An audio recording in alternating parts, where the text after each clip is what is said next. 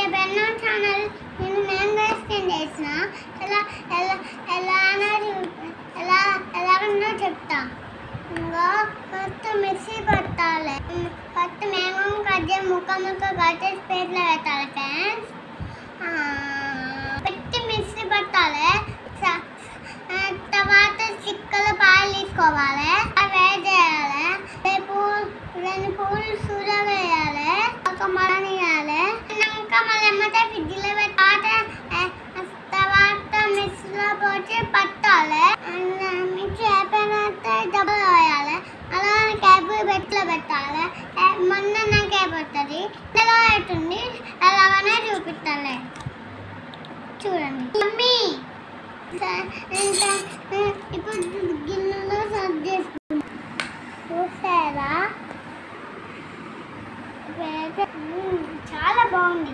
మీరు